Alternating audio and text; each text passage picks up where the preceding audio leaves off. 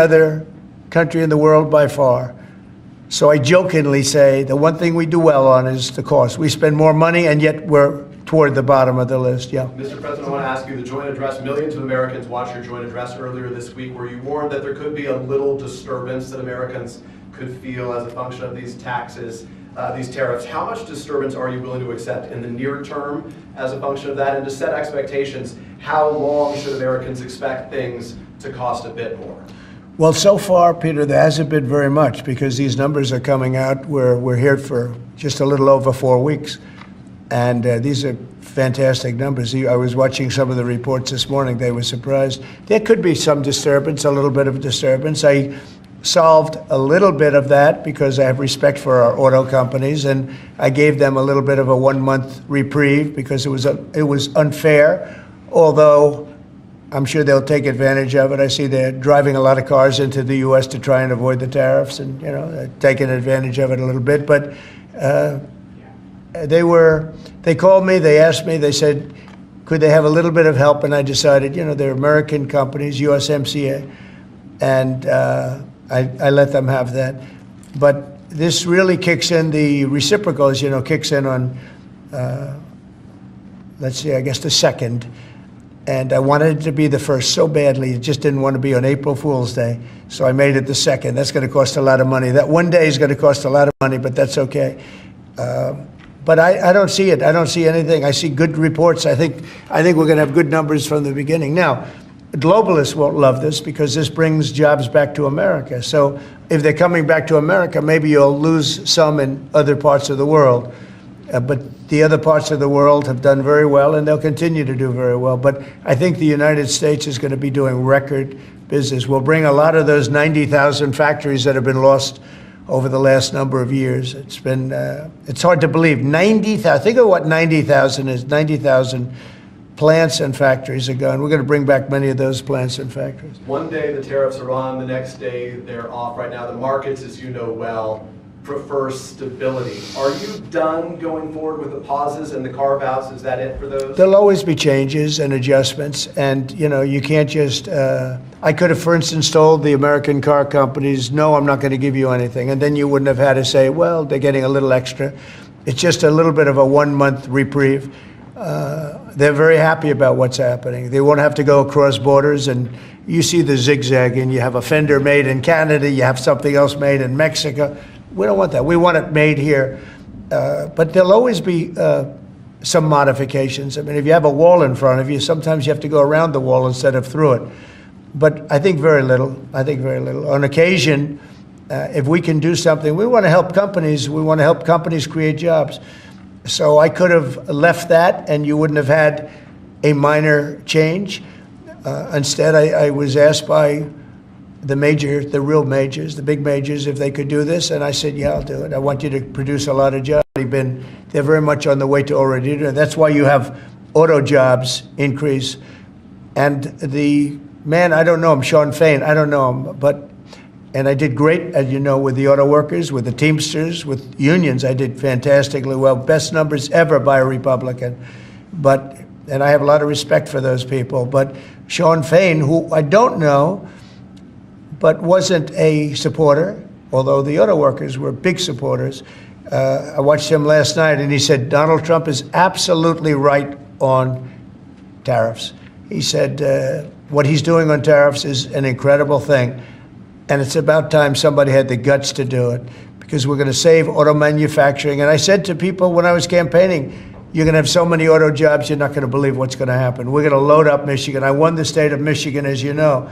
And part of the reason I won it was I got a lot of auto workers that voted for me, Detroit, et cetera. But I think people are going to be very surprised. Yes? Thank you, Mr. President. You mentioned in your remarks chips manufacturing, how a significant percentage is now in Taiwan. You also mentioned it in your address to Congress. And you called on Congress to overturn the CHIPS Act, which had bipartisan support in the last Congress. Why would you like to see this particular law overturned, Mr. President? Because it's hundreds of billions of dollars, and it's just a waste of money. Now, some people have already taken the money and used it. Actually, it's very hard to qualify because they go by race, they go by gender, they go by all sorts of things. Nobody's ever seen anything like it. You won't be able to find those people. So I don't even think anybody can qualify. They have so many different categories in order to qualify. You have to have so many of a certain race, a certain gender, a certain this, a certain, and I don't think they can qualify, but if they take the money, they better qualify because they'll be watching them. But it's a tremendous waste of money. I didn't give the greatest chip company in the world, one of the greatest companies, I didn't give them 10 cents. They came here because of tariffs, because they didn't want to pay the tariffs. And they also came here because they like the results of the election, because they know that I'm very pro-business and pro-jobs. I mean, I'm pro-business, not for business sake. I'm pro-business because of jobs, because business is producing the jobs. Okay? Russia, if I may, President Putin is bombing Ukraine. Yeah. Do you still believe him when he tells you that he wants peace? Yeah, no, I believe him. I believe him. I think we're doing very well with Russia. But right now they're bombing the hell out of Ukraine, and I'm finding it more difficult, frankly, to deal with Ukraine. And they don't have the cards. They don't have the cards. As you know, we're meeting in Saudi Arabia on sometime next week, early. And we're talking, I find that in terms of getting a final settlement, it may be easier dealing with Russia, which is surprising because they have all the cards. I mean, they're bombing the hell out of them right now. And I put a statement in, a very strong statement. Can't do that. You can't do that. Mr. President. We're trying to help them. And Ukraine has to get on the ball and get a job done. Michael, could you come up here? I see Michael back there. Yeah, good, I'm glad. He's traveling all over the world. I just saw him come in the door. Could you give a little definition of what's going on, please? Sure. Well, the president has been crystal clear, and he's been clear to all sides. The fighting has to stop. Both sides need to get to the table. We had a good engagement. Both leaders have said only President Trump could do so, and only he has been able to do so. We had an initial engagement with the Russians. The Ukrainians had a great opportunity to bind our economies together through that mineral deal. Unfortunately, that didn't go so well, but we think we're going to get things back on track. Secretary Rubio, myself and Ukrainian delegation will be meeting in Saudi Arabia next week to get these talks back on track, get the ceasefire in place, and drive peace home under President Trump's leadership. I think both parties want to settle. I think if I wasn't president, this war would have had no chance of settlement, zero chance. But I think we're going to get it settled and stopped. We got to stop. They're losing on average 2,000 soldiers a week. That's a lot of soldiers. Do you agree, Peter? It's a lot of soldiers on both sides, I agree. Do you, Mr. President, think that Vladimir Putin is taking advantage of the U.S. pause right now on intelligence and military aid to Ukraine? No, I actually think he's doing what anybody else would do. I think he wants to get it stopped and settled, and I think he's hitting them harder than he's been hitting them. And I think probably anybody in that position would be doing that right now. He wants to get it ended, and I think Ukraine wants to get it ended, but I don't see, it's crazy. They're taking tremendous punishment. I don't quite get it, but I suspect, Michael, he probably wants to get it ended. He does, Mr. President. The Russians are taking incredible losses on the front. As the president has said, this is a meat grinder of people, of material, of national treasure, and no one else has any solutions except to let this war continue forever. But I'll add, the president has had multiple conversations and a visit from President Macron of France, Prime Minister Starmer of the United Kingdom. We have the NATO Secretary General coming next week. We have this meeting with the Ukrainians. We've had it with the Russians. All of this in the president's first month in his leadership. We will engage in the shuttle diplomacy, and we will continue to use his leadership and what leverage we have to get both sides of the peace table. It's not going to be easy, but President Trump... This war should have never happened. It would have never happened if I were president, but it did happen. So a lot of other things shouldn't have happened, too. We shouldn't have 21 million people pouring into our country through open borders, many of whom are criminals, very bad criminals, including murderers, thousands of murderers. Many killed, far more than one person, and they're roaming our streets. But Tom Homan and Kristi Noem are doing an incredible job, and we're getting them out of here. And we'll get them out. We'll get them all out. But all these things shouldn't have happened. We shouldn't have inflation. We shouldn't have had this horrible inflation where the prices have gone up. Look at eggs. So we're doing a good job. We're doing a good job. President, in regards to the pause on military assistance to Ukraine, you put out on your social media post today that Russia is pounding Ukraine. That's right. Why not provide Ukraine with air defenses? And what happens, Mr. President, when Ukraine runs out of... Well, because good question. Because I have to know that they want to settle. I don't know that they want to settle. If they don't want to settle, we're out of there because we want them to settle. And I'm doing it to stop death, more important than anything else. Secondarily, way down the line is the money. So we're in for $350 billion, and Europe is in for $100 billion. They should be in for the same or more than us. And, you know, I watched over the last week or so what's going on in Europe. This thing could end up in World War III if we don't get it settled. This could really end up in a World War III. We got to get it settled. So on Iran, how confident are you that the Iranians will negotiate with you? And is Israel on board with this outrage? Yeah, I saw the hostages the other day. They came in, people that were not young, some young and some older, much older. And they gave, it was hard for them to do it, actually. They gave statements as to what happened. I was asking, what happened? How was it? I said, did you see anybody in there that was kind, like out of the hundreds of people that you were seeing, Hamas? Did some of them wink at you and say, don't worry, you're going to be okay, or give you a piece of bread, or no? I said, were there any people that were, like, kind? I was shocked. The answer was nobody. There was nobody. Just the opposite. They'd be slapped and punched. One man broke his ribs. He couldn't breathe for a month. It was brutal. I was so surprised. Could you think there'd be a couple of people that would be kind, that would say, you're going to be okay, but they had none of that.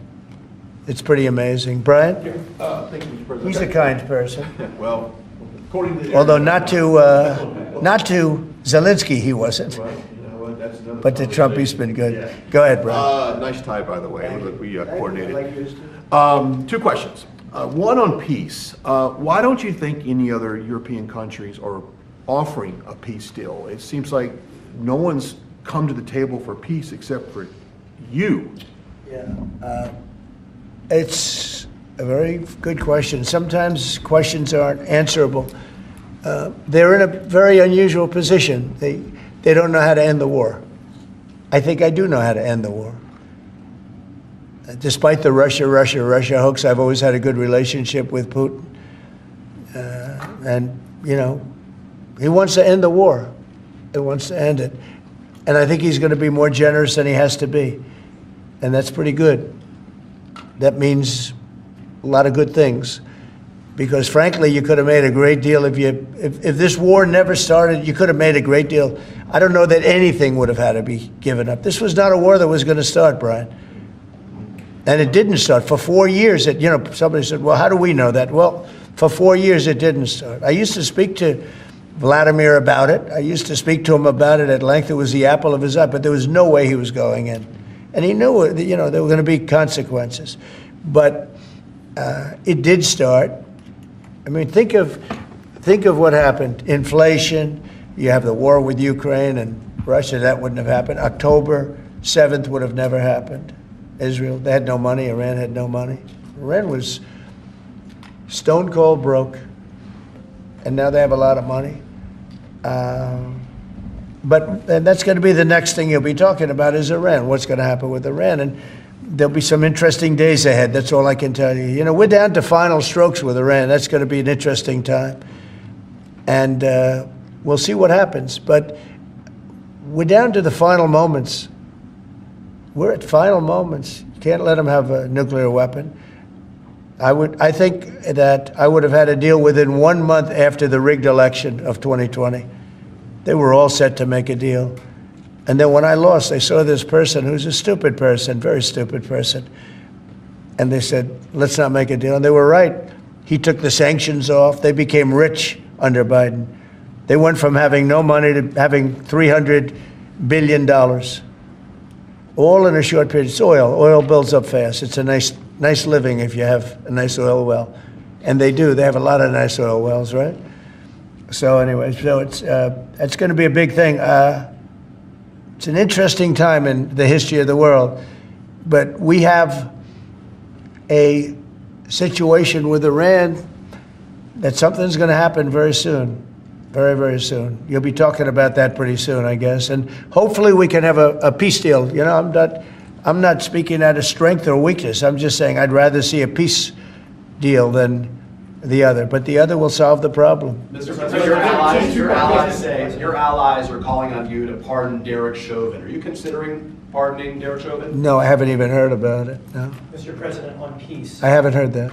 In the first term, you may recall, I broke the news that you were nominated for the Nobel Peace Prize.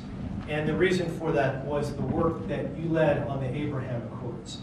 I spoke yesterday with the member of parliament, the Norwegian parliament, that nominated you. And he said what the Nobel Committee is looking for from you, Mr. President, is security guarantees for Ukraine. Is that a possibility, Mr. President?